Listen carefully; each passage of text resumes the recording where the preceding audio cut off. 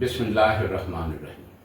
अस्सलामु अलैकुम नाज़रीन, हम आपको इदारा सौतुल कुरान में खुशामदीद कहते हैं।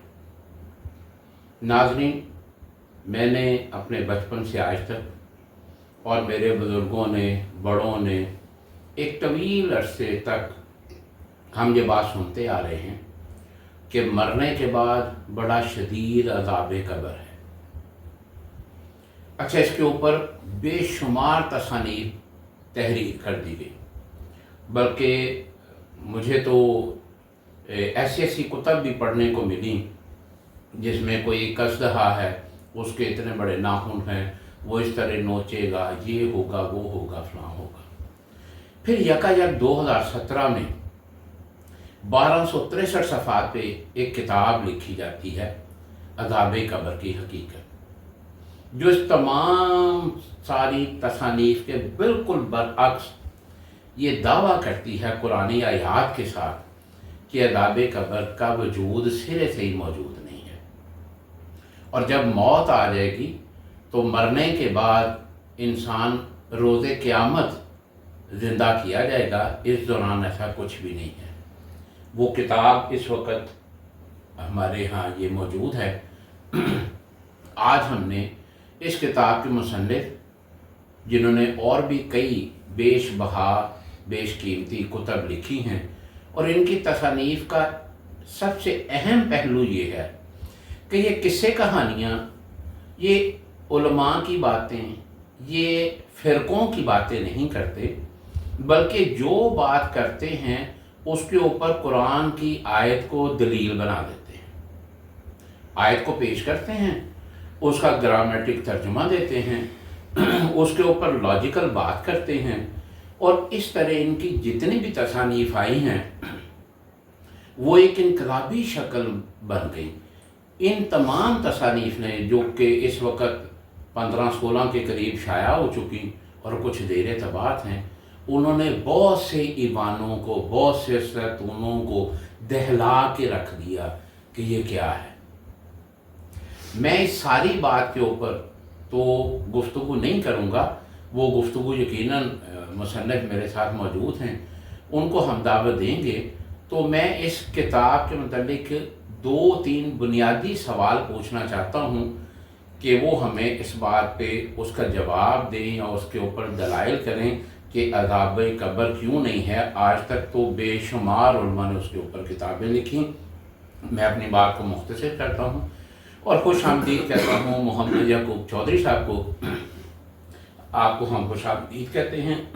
आपके बड़े मशहूर हैं कि आपने अपने इतने कीमती वक़्त से हमारे लिए वक़्त निकाला।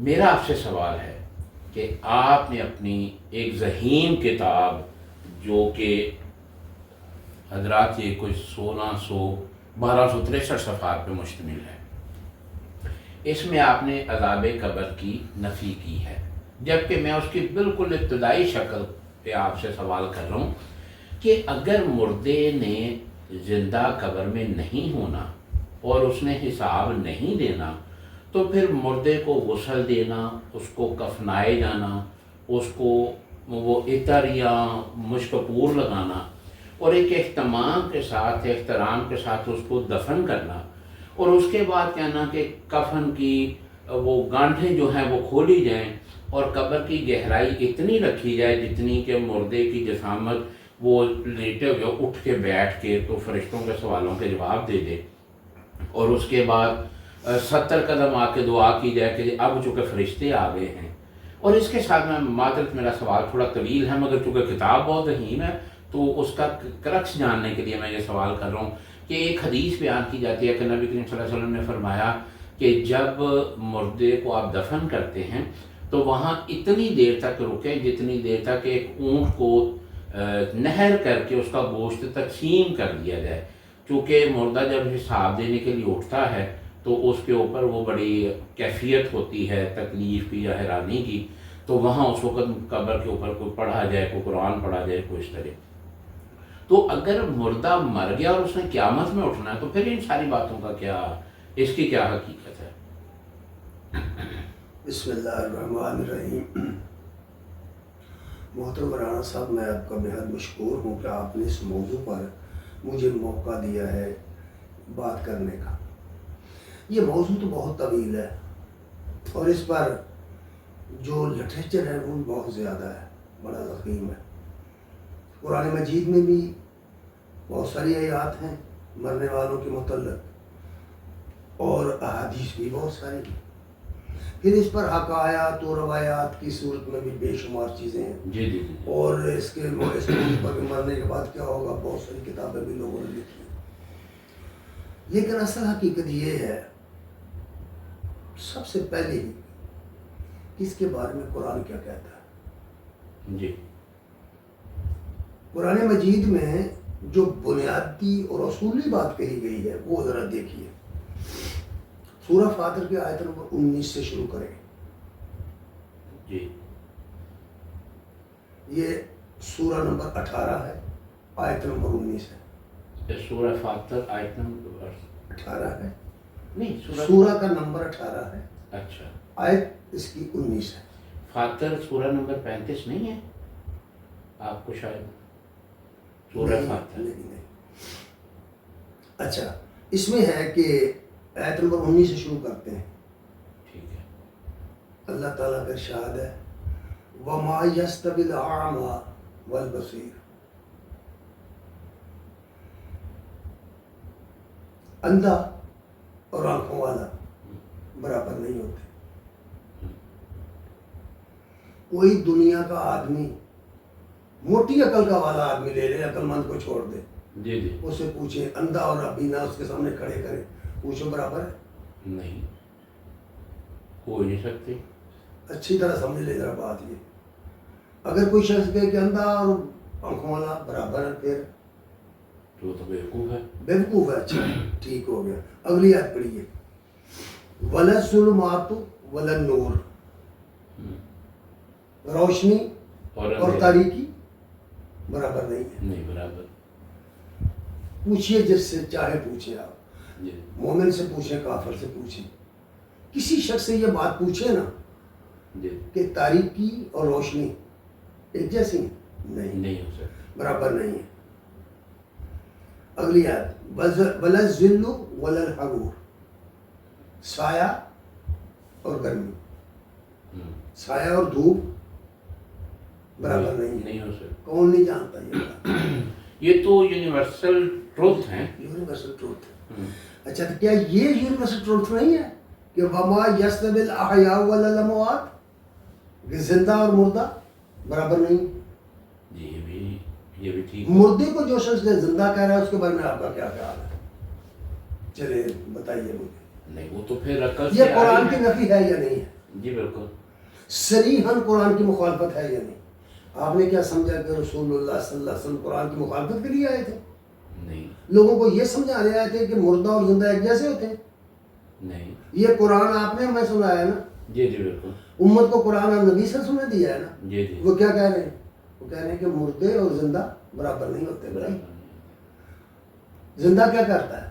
گفتگو کرتا ہے، جی بالکل۔ دیکھتا ہے، سنتا ہے، اٹھتا ہے، بیٹھتا ہے، چلتا پھرتا ہے، اپنا غسل خود کرتا ہے۔ جی مردہ بھی یہ کر لیتا ہے؟ نہیں اپنا غسل آپ کرتا ہے مردہ؟ نہیں اٹھتا بیٹھتا ہے، بات چیت کرتا ہے؟ نہیں۔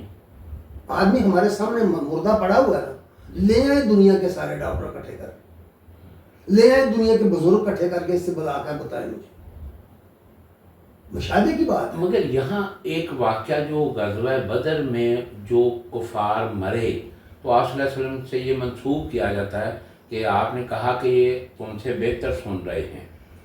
وہ جب آپ نے ان سے خطاب کیا، روایت جو آتی ہے، جی جی جی عمر رضی اللہ تعالیٰ عنہ نے عرض کیا یا رسول اللہ کیا یہ سنتے ہیں؟ اگر صحابہ کا عقیدہ یہ ہوتا کہ مردے سنتے تو سوال کیوں کرتے بتاؤ مجھے؟ جی ٹھیک۔ ٹھیک ہے، آپ نے فرمایا تم ان سے زیادہ نہیں سنتے، یہی بات ہے۔ جی جی جب یہ حدیث جو ہے بخاری کے اندر اکٹھی دونوں حدیثیں ہیں، یہ بھی اور وہ بھی، اچھا عائشہ رضی اللہ تعالیٰ عنہا کے سامنے پیش کی گئی تو آپ نے فرمایا اللہ تعالیٰ ان بزرگوں پر رحم کرے، میں یہ نہیں کہتی کہ وہ جھوٹ بولتے تھے لیکن کان خطا کرتے، نبی صلی اللہ علیہ وسلم نے ایسا نہیں فرمایا۔ اللہ پھر آپ نے وہ آیت پڑھی وما انت بمسمع من فی القبور، اے نبی تم مردوں کو نہیں سنا سکتے، مردوں میں قبروں میں پڑے لوگوں کو نہیں سنا سکتے. جی یعنی قرآن کی آیت پڑھ کے اس روایت کو ریجیکٹ کر دیا. اور ساتھ کہا ابن ابی ملیکہ کو حسبکم القرآن، قرآن تمہارے لیے کافی ہے عقائد کے بارے میں. یہ تو روایت کے اندر موجود ہے، یہ کٹھی روایتیں ہیں. بخاری کے اندر پڑھیے، مسلم کے اندر پڑھیے اور کتابوں کے اندر پڑھیے. تو یہاں جو بات پوچھی گئی ہے یا سوال رکھا گیا وہ یہ ہے کہ ما یستوی الاحیاء ولا الاموات، مردے اور زندے برابر نہیں ہیں. یہ ہمارے سامنے کی چیز ہے، مشاہدے کی چیز ہے. اچھا نہیں، یہ تو بات ہو گئی کہ ایک بندہ زندہ تھا، ایک لمحے بعد وہ مر گیا، اب وہ ایک ڈیڈ باڈی پڑی ہے اور ایک زندہ آدمی ہے. یہ باتیں کیا صرف اسی بات پر مدلل ہیں، یا یہ کہ جب وہ قبر میں گیا تو اس کو زندگی لٹائی گئی؟ سوال کہاں لکھا ہے لٹائی گئی؟ کہاں لکھا ہے؟ جتنی عذاب قبر کی باتیں ہیں کسی وہ تو میں یہی ہے کہ وہ فرشتے آتے کسی ہیں. میں بھی نہیں ہے لٹائی گئی، کسی بھی نہیں زندگی لٹائی گئی. تو وہ پھر فرشتے میں نے اس میں 65 حدیثیں نقل کی ہیں، ایک بھی نکال کر دکھاؤ 7 کی. کہاں لکھا ہے کہ اس میں تو یہ ہے نبی صلی اللہ علیہ وسلم کے ذمہ جو اس حدیث جو لگائی گئی ہے بڑی مشہور، کہ مردہ جو ہے وہ قبر پر چلنے والوں کی، اپنے پسماندگان کی جو اسے دفن کر کے لوگ پلٹتے ہیں، جی جی ان کی جوتوں کی آواز سنتا ہے. ہاں یہ بھی کہا جاتا تو اس میں کیا ہے؟ نبی وہ راوی کہتا ہے کہ نبی صلی اللہ علیہ وسلم نے فرمایا اذا وضع المیت، جب میت کو رکھ دیا جاتا ہے، میت کو رکھ دیا جاتا ہے، اس کے پاس 2 فرشتے آتے ہیں. تو میت سے تو مراد ہی مردہ ہے. مردہ ہے، مردے کو بٹھایا جاتا ہے اور اسے آ کر کے سوال کرتے ہیں. اور بخاری میں بھی ایک سوال ہے، یہ 3 سوال بیان کرتے ہیں نا، من ربوں کا، من دینوں کا، من من ربوں کا، ما دینوں کا، ماں دینوں کا، اور یہ کہ تم اس شخص کے بارے میں کیا کہتے ہو. یہ 3 سوال ہے. بخاری میں 3 نکال کر دکھائے کوئی بھائی تعالیٰ، مسلم میں دکھائے نکال کر. ایک سوال ہے کہ یہ شخص کون ہے، یہ شخص کون ہے. اور شرح میں لکھا ہوا ہے کہ کافر کے پاس منکر اور نکیر آتے ہیں اور مومن کے پاس مبشر اور بشیر آتے ہیں. اٹھائیں کتاب فتح الباری پڑھ لیں، ٹھیک ہو. اور روایت جو کر رہے ہیں راوی، محدثین کہتے ہیں یہ تقدیر الہی کے منکر تھے یہ راوی جو تھے. اچھا یہاں ایک اور سوال پیدا ہوتا ہے کہ ایک انسان اپنے امتحان گاہ میں آ گیا، جسے زندگی کہا جاتا ہے، اس کی عمر جتنی بھی ہے، 100 سال ہے، 50 سال ہے، 60 سال ہے، جتنی بھی ہے، وہ ایک دین، ایک مذہب، ایک فرقے پہ وہ عمل کرتا ہے. اب اس کے بعد جب اس کو موت آ جاتی ہے اور اس کا امتحان کا چیپٹر ختم ہو جاتا ہے، اور پیچھے سورہ یاسین کے مطابق اب جو وہ نیک اعمال پیچھے چھوڑ آیا ہے صدقہ جاریہ کی شکل میں، وہ تحریر کیے جائیں گے. تو پھر اس وقت اس سے پوچھنا، مطلب ایک بندہ LLB کے پیپر دے کے آیا ہے، ایک بندہ ڈاکٹری کے پیپر دے کے آیا ہے، اور اس کے بعد پھر پوچھا جائے کہ تم ڈاکٹر بننا چاہتے ہو یا تم وکیل بننا چاہتے ہو. تو یہ سوال کی حکمت مجھے سمجھ نہیں ہے. یہ بتائیے کہ جو شخص MSc کر کے آیا ہے، جی جی جو MPhil کر کے آیا ہے، امتحان دے کے آیا ہے، جی جی رزلٹ آنے سے پہلے جا کے درخواست دے دے گا کہ مجھے نوکری دے دو، میں نے MPhil کا امتحان دے دیا؟ نہیں، کیوں ایلیجیبلٹی نہیں ہے اس کی. نہیں ہے. تو پھر یہاں کیا ہے؟ ابھی امتحان تو ہوا ہی نہیں، رزلٹ تو آیا ہی نہیں، عذاب ثواب کا پہلے کیوں؟ نہیں، وہ یہ کہتے ہیں نا کہ قبر میں وہ فرشتے جب آتے ہیں تو وہاں حساب کر کے اس کا رزلٹ دے دیا جاتا ہے. وہ ایک اگر رزلٹ دے دیا جاتا ہے تو وہ جو قرآن میں ہے والفجر یومئذ الحق، وہ کب ہونا ہے؟ وہ میزان قبر میں لگی ہوئی ہے کہ یا میدان حشر میں لگنی ہے. اس کا مطلب یہ نیکی بدی کا جو تلنے کا تصور ہے، قبر میں ہے میزان. وہ تو حشر میں کیا جو فرشتے ہیں ہمارے دائیں بائیں، قرآن نے بار بار ان کا ذکر کیا، جی جی یہ ثواب لکھتے ہیں کہ اعمال لکھتے ہیں؟ یہ اعمال لکھتے ہیں. اعمال لکھتے ہیں، اس کا رزلٹ نہیں لکھتے. وہ کب نکلے گا؟ وہ تو جب اللہ میدان میں تولے گا، جب وہ زمانہ آئے گا رزلٹ دینے کا، یوم حشر آئے گا تب ہوگا نا. تب پتہ چلے گا کہ یہ آدمی جنتی ہے یا جنتی، تب اس کو عمل نامہ تب ملے گا نا. یعنی آپ یہ کہنا چاہتے ہیں کہ اگر ایک بندہ فرض کریں وہ 2020 میں فوت ہو گیا، اب اس کا اگر وہیں پر حساب ہو گیا ہے کہ وہ جنتی ہے یا جہنمی ہے، جو بھی اللہ نے اس کا فیصلہ کیا، تو اس کے لیے روز قیامت کا جو میزان ہے وہ تو انفراسٹرکچر ہو گیا۔ رانا صاحب معذرت کے ساتھ بات دراصل یہ ہے کہ عذاب کے لیے، عذاب کو محسوس کرنے کے لیے احساس کی ضرورت ہے۔ جی بالکل ٹھیک ہے، اگر احساس احساس کے لیے شعور ضروری ہے۔ جی بالکل یہ بھی ٹھیک آپ دیکھتے ہیں اسپتالوں میں آدمی کا آپریشن کرتے ہیں، اس کو بے ہوش کر دیتے ہیں، کیا وہ درد محسوس کرتا ہے؟ نہیں، زندہ ہوتا ہے نا؟ ہاں زندہ ہوتا ہے، چیر پھاڑ ہو رہی ہوتی ہے، اوپن ہارٹ سرجری ہے، کیوں نہیں کرتا؟ کیوں نہیں کرتا؟ کیونکہ اس میں اس کا احساس مردہ ہو گیا ہے، شعور اس کا ختم ہو گیا ہے۔ شعور کے لیے زندگی چاہیے۔ اب جو شخص کہتا ہے کہ مردہ مرنے کے باوجود مرا نہیں زندہ ہے، وہ تو اللہ تعالیٰ کی صفت الحیوں کے اندر شرک کر رہا ہے۔ اللہ کی ذات کے سوا کو ہمیشہ کے لیے الحیوں نہیں ہے۔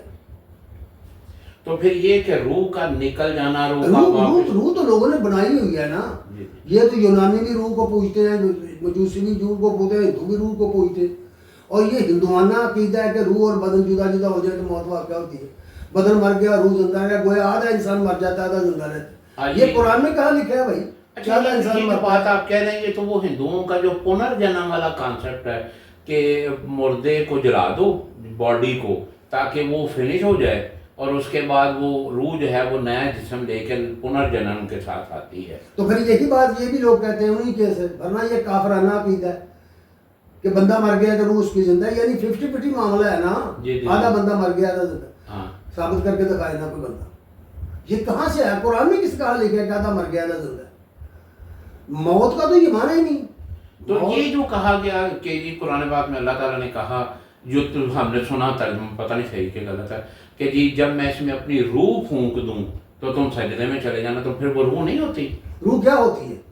آپ جانتے ہیں روح کیا ہوتی ہے؟ روح تو اس کی کو تعریف بیان کرنا۔ جی ہم نے تو جو آج تک یہ پڑھا ہے یا سنا ہے وہ یہ ہے کہ ایک انٹینجیبل اینٹی ہے وہ روح ہے، اور ایک ٹینجیبل اینٹی ہے وہ جسم ہے، اور وہ جب دونوں کمبائن ہوتے ہیں، جب وہ ملتے ہیں تو زندگی آ جاتی ہے، جب اس میں سے روح نکل جاتی ہے تو موت ہو جاتی ہے۔ تو بھائی یہ بات تو نہیں ہے، کشاف میں صاف لکھا ہے نفخ اور روح کے معنی آئی فاحییتہ، یعنی جب میں اس کو زندہ کر دوں، فقعوا لہ ساجدین، تو میں اس کے سامنے سے ڈرے ہو جانا۔ تو روح تو بنیادی طور پر لفظ روح کی لغت میں تو اس کا معنی ہوا کے ہیں، ایئر کرنٹ کو کہتے ہیں، تازہ ہوا کو، تازہ آکسیجن کو کہتے ہیں۔ اٹھائیں لغت کی کتابیں، کیا وجہ ہے کہ یہ اس کا ترجمہ نہیں کرتے لفظ روح کا؟ اچھا جو آج بات کسی اور طرف چلے جائے گی اس بحث میں۔ سوال یہ ہے کہ ایک آدمی، قرآن کہتا ہے کہ مردہ اور زندہ بتاؤ برابر ہے کہ نہیں؟ اب برابر نہیں ہے تو تم برابر کیوں مان رہے ہو؟ مردے کو زندہ مان رہے ہو، قرآن کی سری خلاف ورزی کر رہے ہو تم۔ تو پھر یہ تو کنفیوژن پیدا کر دی گئی نا۔ کہا یہ جاتا ہے کہ یہ مر گیا دنیا کے سامنے، جب وہ قبر میں گیا تو زندگی لٹائی گئی۔ جو کہتا ہے لٹائی گئی، وہ ثابت کرنا لٹائی گئی، لے آئے اپنی دنیا کے ڈاکٹروں کو اکٹھا کر کے۔ یعنی سورہ البقرہ کی جو آیت نمبر 28 ہے کہ تم مردہ تھے میں تمہیں زندہ کروں گا۔ مردہ کا مطلب کیا ہوتا ہے؟ کہ معدوم کے تمہارا وجود ہی نہیں تھا، ہاں، اس نے تمہیں زندگی دے دی۔ فاحیاکم، فاحیاکم، اس کے بعد پھر تمہیں موت، ثم یمیتکم، پھر تمہیں موت دے گا، ثم یحییکم، پھر زندہ کرے گا۔ مردے کو زندہ کرے گا، زندے کو زندہ نہیں ہے، مردے کو زندہ کرے گا۔ اچھا میری اس میں جرا یہ ہے کہ وہ بھی تو یہی کہتے ہیں کہ قبر میں وہ مرا پڑا اور اس کو زندگی ملی۔ کتاب کہاں ملی بھائی؟ بتائے نا، قیامت کے دن اٹھے گا۔ اچھا قیامت کے دن اٹھنے کی بات کی۔ اسلام کا جو عقیدہ آخرت ہے وہ یہ ہے کہ یہ ساری دنیا فنا کے گھاٹ اتر جائے گی۔ کل شیء ہالک الا وجہ، تیرے رب کی ذات کے سوا کوئی شے باقی نہیں بچے گی۔ اچھا یہ جو کل من علیہا فان کا ترجمہ کرتے ہیں کہ زمین پر جتنی چیزیں ہیں وہ مر جائیں گی، ختم ہو جائیں گی، تو جو زمین سے اوپر ہے وہ نہیں مرے گا؟ تو وہ جو قرآن میں کیا فانشقت السماء، جب آسمان پھٹ جائے گا، وہ کیا ہے؟ اچھا اس کا یعنی ایک آیت پڑھ کے تو یہ وہ ہم پنساری ہوتے ہیں، چوہے کو سونڈ کی گھڑی مل گئی، اس نے کہا ہم پنساری ہوتے ہیں۔ ایک آیت کو پڑھتے ساری کیوں نہیں پڑھتے؟ نہ زمین رہے گی نہ آسمان رہے گا۔ اس کا مطلب کل من علیہا فان میں پوری کائنات کی بات ہو رہی ہے، وہ زمین کی بات، تیرے رب کی ذات کے سوا کچھ باقی نہیں رہے گا۔ فرشتے بھی، فرشتے بھی، یہ بھی آپ دیکھیں، آپ تفسیروں میں پڑھیں، یعنی تفسیر مظہری میں یہ پڑھ لیں، انہوں نے دارقطنی کے حوالے سے غالباً نے اس کو نقل کیا ہے کہ جب قیامت کا دن ہوگا، قریب آ جائے گا، سب مخلوق جب مر جائے گی تو فرشتے رہ جائیں گے. ان میں سے بڑے فرشتوں کی بات کی گئی ہے جن کو ہم جبرائیل، میکائیل، عزرائیل، اسرافیل کہتے ہیں. جی جی. اللہ تعالیٰ جبرائیل سے مخاطب ہو کر فرمائے گا، اے جبریل بتاؤ اب کون باقی ہے؟ وہ عرض کریں گے پروردگار عالم، تیرا بندہ جبریل، میکائیل، اسرافیل و اسرائیل باقی.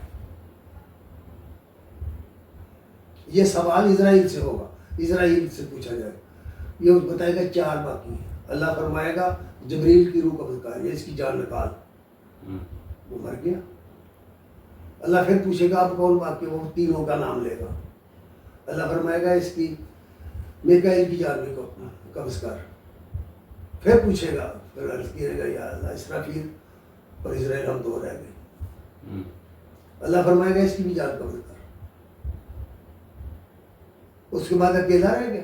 وہ کہے گا اللہ تیری ذات ہے یا ایک تیرا بندہ ہے. اللہ فرمائے تو بھی مر گیا، وہ تو. اس وقت یہ اللہ اعلان کر دے گا کہ اللہ کی بادشاہی کس وقت کسی کی بادشاہی نہیں. احادیث موجود ہے نا، دنیا فانی ہے، جو پیدا ہو گیا اسے مرنا ہے. اچھا یہ تو چونکہ ٹاپک بڑا وسیع اور بہت قابل وسیع اطلاع ہے. یہ کہنے کا مطلب یہ ہے کہ اللہ کے سوا جو کچھ ہے وہ مخلوق ہے. اللہ کے سوا جو کچھ ہے وہ مخلوق ہے، اور کوئی مخلوق ہمیشہ نہیں رہے گی.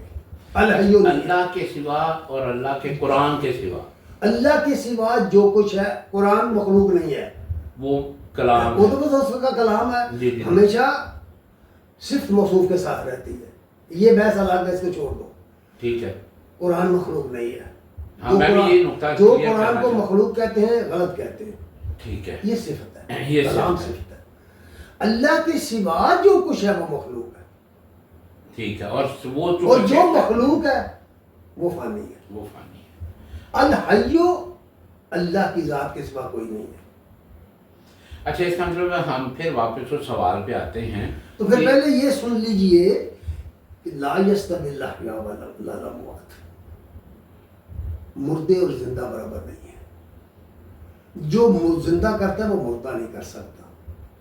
آگے کیا فرمایا؟ ان اللہ یسمع من یشاء، بے شک اللہ جس کو چاہے سنا سکتا ہے، چاہے تو پتھروں کو سنا دے. ہاں بالکل ٹھیک ہے. اس کی اگر قدرت بیان ہو ہاں گئی، جی. یعنی اللہ تو اس بات پر قادر ہے. پھر کیا کہا؟ وما انت بمسمع من فی القبور، اے نبی قبروں میں پڑے لوگوں کو تم نہیں سنا سکتے، تم نہیں سنانے والے. کیا کہا ہے؟ کیا مطلب ہے اس کا؟ اس کا مطلب ہے کہ وہ تو مردہ ہے. مردہ ہے. اب جو مردہ نہ سنتا ہے، نہ دیکھتا ہے، نہ اٹھتا ہے، نہ جاگتا ہے، نہ چلتا ہے، نہ پھرتا ہے، نہ کھاتا ہے، نہ پیتا ہے، نہ نہاتا ہے، نہ غسل کر سکتا ہے، مردہ بدس زندہ. کون دنیا کا عام آدمی وہ کہے کہ مردہ اور زندہ ایک جیسے ہوتے ہیں؟ اس لیے یہ بات غلط ہے. اس کے بارے میں جتنی روایات ہیں اپنی اسناد کے حوالے سے، اپنی درائت کے حوالے سے غلط ہے. یہی وجہ ہے کہ ہم نے وہ روایتیں لکھی اور ان پر پوری جرا اصول روایت و درائت کی روشنی میں کر کے دکھایا کہ لیجیے کہ میں نے نہیں لکھا، یہ تمہارے محدثین کہتے ہیں ان راویوں کے بارے میں. یہ کہتے ہیں مدلس راوی ہیں، یہ جھوٹ بولنے والے راوی. انہوں نے اپنے عقائد دراصل حدیث کے نام پر بیان کیے ہوئے ہیں. نبی کریم صلی اللہ علیہ وسلم قرآن کے خلاف کیسے بیان کر سکتے ہیں؟ یعنی آپ کی اس بات سے 2 چیزیں سمجھ آتی ہیں کہ یہاں تو وہ بندہ برائے نام کہتا ہے کہ میں مسلمان ہوں عبداللہ ابن ابی کی طرح، اور اصل میں وہ جس عقیدے پہ قائم ہے وہ اسی عقیدے کی کہانیاں حدیث کے نام پہ بیان کر رہا ہے. آپ یہ کہنا چاہتے ہیں؟ بالکل ظاہر بات. کیونکہ اب احادیث جو ہیں، احادیث کے اندر جو اصول حدیث ہے، اصول روایت جو ہے، اس میں اثبت الناس اوثق الناس راوی ہوگا تو اس کو صحیح کہا جائے گا. وہ صحیح ہماری اردو والی صحیح نہیں ہے، عربی والی صحیح ہے. جس کو ہم کہتے ہیں جب کسی چیز کو ہم نے غلط کے مقابلے میں لانا ہو تو صحیح کہتے ہیں. ہاں جی. وہ صحیح نہیں ہے. وہ عربی میں صحیح اس چیز کو کہتے ہیں جو تندرست ہو، جس میں بیماری نہ ہو. بیماری نہ ہو، کوئی علت نہ ہو. علت بیماری کو کہتے ہیں. جی جی. بیماری نہ ہو، صحت مند ہو. صحت مندی یہ ہے کہ سند کے اندر جو راوی ہیں اس کے وہ ایک معیار کے اوثق الناس ہو. جاؤ نکال کر رکھاؤ گے. کیونکہ محدثین کہتے ہیں کہ جب کوئی راوی چاہے کتنا بڑا امام ہے، اگر وہ عن کے ساتھ روایت کرے تو روایت اس کی مشکوک ہے، سماع ثابت نہیں کرتا۔ کتابوں میں یہ باتیں لکھی ہوئی ہیں۔ بھئی ہم کون ہوتے ہیں ان پر یہ تنقید کرنے والے؟ ہماری تو کوئی مسئلہ ہی نہیں ہے، جب خود محدثین ان کے اوپر جھڑا کر رہے ہیں کہ یہ ناقابل اعتبار راوی ہیں، قرآن کے خلاف روایات ہیں۔ سمجھ آ گئی؟ جی قرآن مجید میں اچھا ابو بکر رضی اللہ تعالیٰ عنہ نے کیا فرمایا؟ خطبہ پڑھیے نا بخاری شریف میں، باب وفات النبی میں پڑھیے اس کو۔ جی جی جب وہ آئے ہیں، پوری لمبی حدیث ہے، مختصر اس کا مفہوم یہ ہے کہ جب وہ آئے ہیں نبی کریم صلی اللہ علیہ وسلم کے چہرے پر سے چادر ہٹا کر کے انہوں نے بوسہ دیا ہے اور کہا ہے کہ اللہ کی قسم آپ کی زندگی پاک، آپ کی موت بھی پاک، اور اللہ کی قسم اللہ آپ پر 2 موتیں جمع نہیں کرے گا۔ فرمائیے کیا مطلب ہے؟ 2 موتیں جمع نہیں نہیں کرے گا۔ جو موت آپ کے مقدر میں تھی وہ آ گئی، 2 موتیں جمع نہیں کی۔ مطلب یہ کہ یہ نہیں ہے کہ آپ مسجد جائیں گے آپ قبر میں پھر زندہ ہو جائیں گے پھر مریں گے، یہ نہیں ہے، کیونکہ مردوں نے اٹھنا ہے قیامت کے دن، زندوں نے نہیں اٹھنا۔ عقیدہ اسلام کا یہ ہے کہ اللہ تعالیٰ نے اس پوری دنیا کو جو بنائی ہے نا، دنیا اس کو فنا کے گھاٹ اتارے گا۔ ہوا مبثہ کہا ہے اس کو، غبار بن کے یہ اڑ جائیں گی، یہ آپ کے پہاڑی سلسلے اور آپ کی زمین، اور اس کے بعد اللہ دوبارہ اس زمین کو بنائے گا، دوبارہ ہم کو بنائے گا۔ یہ جو مبصہ ہے یہ میرے خیال میں جو کبھی ہم ہوا آپ کبھی کمرے میں بیٹھے ہیں، روشن دان سے دھوپ آ رہی ہے اندر، جی اس دھوپ کے اندر آپ دیکھیں تو جو ذرات آپ کو نظر آ رہے ہیں اس کو ہوا کہتے ہیں عربی زبان میں۔ فکانت ہوا مبصہ ہو جائے گی، یہ کہہ رہا ہے قرآن سورہ واقعہ میں۔ یعنی اتنی باریک پاؤڈر کی طرح بخارات کی شکل میں چھوٹے دھول بن کے اڑ جائے گی نا، دھول بن۔ اب سوال یہ ہے کہ جب یہ دھول بن کے پوری دنیا زمین اڑ جائے گی تو یہ بابا صاحب نکاح کہاں پہ پڑے ہوئے ہیں؟ سماؤ بتائیں مجھے۔ یہ لوگ کہتے ہیں کہ بھائی میت کو یہ نہیں ہوتا وہ نہیں ہوتا۔ الا ان خوف علیہم ولا هم یحزنون۔ اللہ جس کو چاہے محفوظ رکھے، یہ الگ موضوع ہے۔ جی جی جی نہیں، پھر بات وہیں پر آ گئی کہ اگر ایسی بات ہے تو پھر دیکھیں نا دنیا میں امیر لوگ، دیکھیے قرآن کہہ رہا ہے کہ تم مردوں کو نہیں سنانے والے، ان انت الا نذیر، تمہارا کام لوگوں کو خبردار کرنا ہے۔ نبی کے سنانے کی نبی کی گئی ہے شاید، اللہ کی قدرت کو باقی رکھا گیا کہ اللہ چاہے تو یہ ہو سکتا ہے، اور ہوا ہے۔ معجزات ہیں نا ہمارے سامنے، انبیاء کے معجزات ہیں، بہت ساری چیزیں سامنے آتی ہیں، لیکن معجزات کو اس اصول مقررہ کے اندر گھسیٹ کر لے نا حماقت کے سوا کچھ نہیں، معمول بہا چیزیں نہیں، وہ تو ایک super natural meta physical event ہے، معمول بہا چیزیں نہیں ہیں۔ اس لیے قرآن مجید نے جو عقیدہ ہمیں دیا ہوا ہے نا میرے بھائی، اس پر غور کرو کہ سورہ بقرہ کی آیت نمبر 28 کے اندر یہ بالکل ابتدا ہی میں بیان کر دیا گیا ہے، ابتدا ہی میں بیان کر دیا گیا ہے۔ ذرا دیکھ لو اس آیت، کیف تکفرون باللہ، تم اللہ کا انکار کیسے کرتے ہو، وکنتم امواتا، تم معدوم تھے، مردہ تھے، مردہ یعنی تمہارا کوئی وجود نہیں تھا، احیاکم، پھر اس نے تمہیں زندگی دے دی، ثم یمیتکم، پھر وہ تمہیں مارے گا۔ اموات آیا اوپر، یمیت آیا نیچے، وہی موت کی بات ہوئی نا، یعنی جو پہلی حالت سے وہی تمہاری ہو جائے گی۔ قرآن تو یہ ترتیب بیان کر رہا ہے، ایک ہی معنی دونوں میں گنا جائے گا، ایک ہی گنا جائے گا۔ اما باتن، تم مردہ تھے، ثم یمیتکم، پھر تمہیں مردہ کر دے گا، لم ناکو شیئا، ثم یحییکم، پھر تمہیں زندہ کرے گا۔ کب کرے گا؟ روز حشر میں۔ یہ عقیدہ ہے، آخرت کا عقیدہ اس کو کہتے ہیں۔ یعنی اس کا مطلب ہے کہ اگر قبر میں زندہ ہونا ہوتا تو یہاں ایک زندگی اور ایک موت اور کا ذکر ہوتا، یہ 4 کی بجائے 6 قرآن کو پڑھ جائیے، کہیں بھی 3 زندگیوں کا ذکر نہیں ہے، 3 موتوں کا ذکر نہیں ہے۔ ہاں یعنی یہ 6 فیز ہو جاتے اگر یہ ایسا ہوتا تو. اور جب زندہ ہو جاؤ گے حشر کے دن اپنے رب کے حضور آ جاؤ. اچھا اب چونکہ یہ موضوع تو بہت طویل ہے، اس پہ تو علیحدہ سے بھی ایک ولاگ کرنا چاہیے. سوال یہ پیدا ہوتا ہے کہ اب ایک مر گیا، اب اس میں زندہ ہونا ہے قیامت کے دن.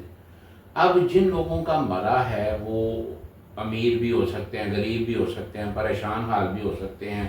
ممکن ہے کہ وہ مرنے والا ایک طویل ہاسپٹل کی زندگی گزار کے اخراجات کرا کے مرا ہے، تو پھر اسے کفنانا، دفنانا، اس کے وہ سارے معاملات کرنے اور وہ کفن کی گانٹھیں کھولنا کہ اس نے اٹھ کے بیٹھ کے کرنا ہے. میرا سوال وہیں پر قائم ہے، پھر یہ ساری چیزیں کیوں امپلیمنٹ؟ اگر وہ مرا ہے تو اس کو اسی طرح وہ قبر کھودیں اور اس میں دفنا. کیا کوئی شخص پسند کرتا ہے کہ اس کے باپ مر جائے تو اسے اٹھا کر گلی میں پھینک دیا جائے؟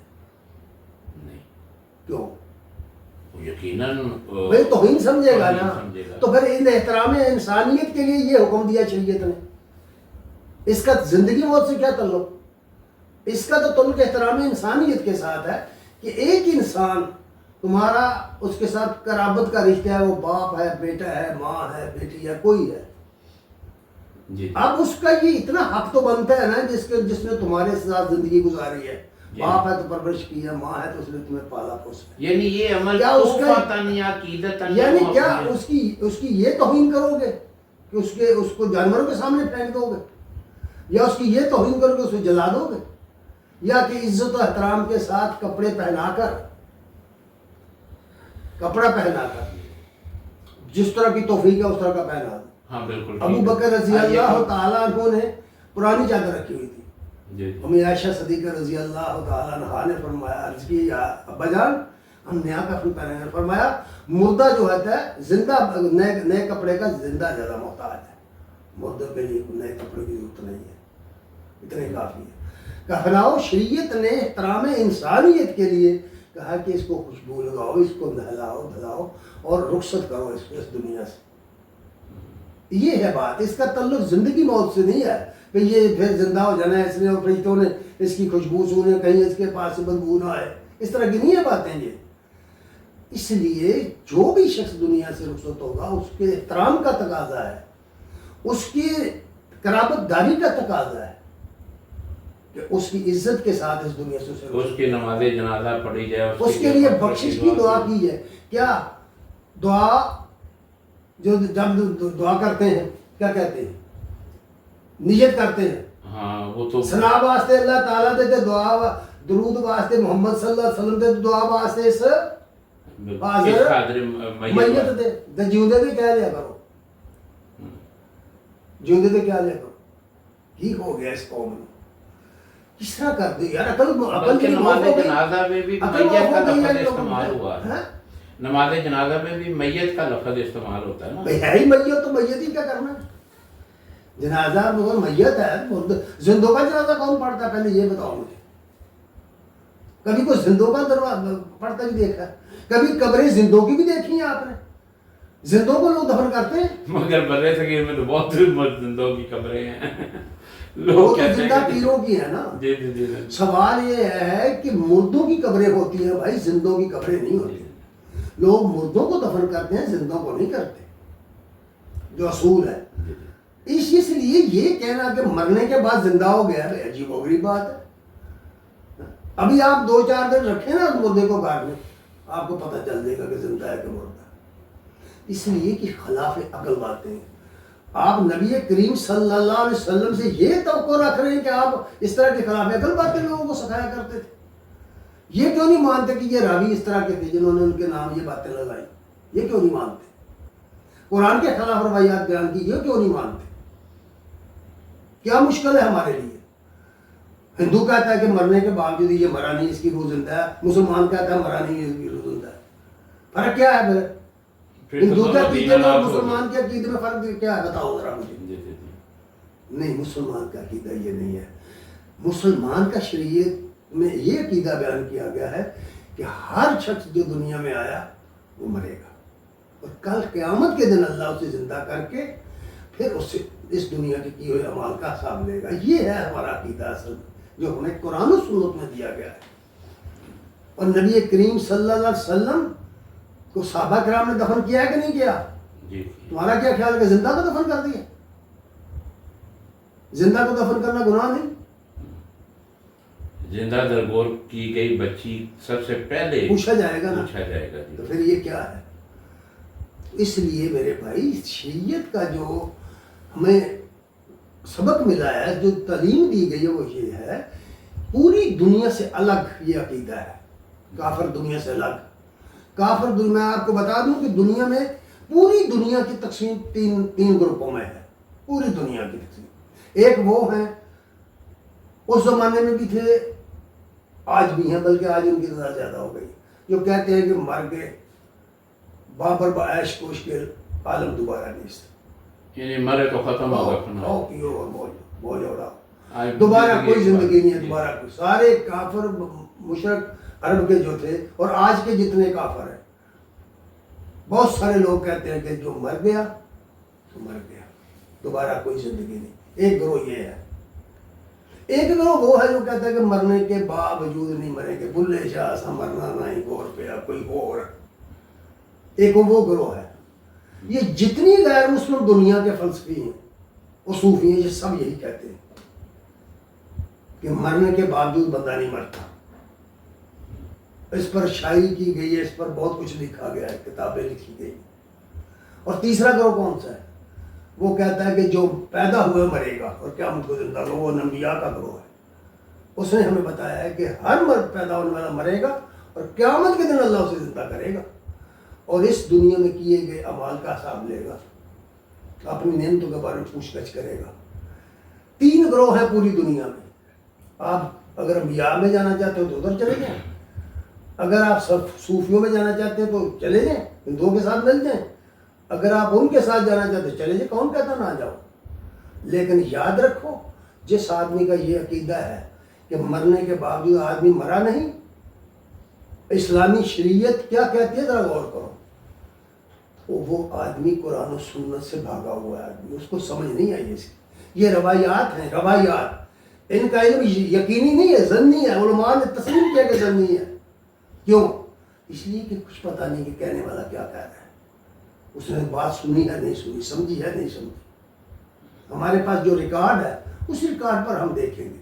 اس کے لیے اصول روایت، اصول درائب بیان کر دیے گئے ہیں کہ ان اصولوں کے تحت اس کو چیک کر لو. جو چیز قرآن کے خلاف ہے چھوڑ دو، کوئی ضرورت نہیں اس کی، اور جو قرآن کے مطابق ہے اس کو اپنا لو. یہ طریقہ ہے. اس لیے یہ جو عذاب قبر کا عقیدہ ہے یہ غیر اسلامی عقیدہ ہے، اسلامی عقیدہ نہیں ہے. جزاک اللہ. ناظرین، شرک کی ایک قسم یہ ہے کہ قرآن پاک میں اللہ تعالیٰ فرماتے ہیں کہ کیا تم نے ایسے شخص کو نہیں دیکھا جس نے اپنے نفس کو اپنا معبود بنا لیا. اور ایک جگہ کہا کہ انہوں نے اپنے اخبار جو ہیں، ان کے جو عالم ہیں، ان کو اپنا معبود بنا لیا. جب قرآن میں کوئی چیز موجود ہو تو مسلمان کا تو فرض یہ ہے کہ وہ قرآن کو سمجھے اور باقی تمام چیزوں کو رد کر دے. ابھی جتنی گفتگو ہوئی میں سمجھتا ہوں کہ یہ عشر اشیر تھی اس موضوع کی، مگر چونکہ ویڈیو بہت طوالت پکڑ گئی، اس لیے ان باتوں کا، ان قرآنی دلائل کا میں فیصلہ آپ کے اوپر چھوڑتا ہوں کہ آپ اس کو تحقیق کیجئے اور یہ سمجھ لیجئے کہ جہاں قرآن ہو وہاں کوئی اور بات نہیں چلتی. ہم اللہ سے دعا کرتے ہیں کہ اللہ ہمیں قرآن پر صحیح عمل کی توفیق عطا فرما دے. کمنٹس باکس میں ہم آپ کی آراء کے منتظر رہیں گے. اب اپنے میزبان کو اجازت دیجیے. اللہ نگہبان. السلام علیکم ورحمۃ اللہ وبرکاتہ.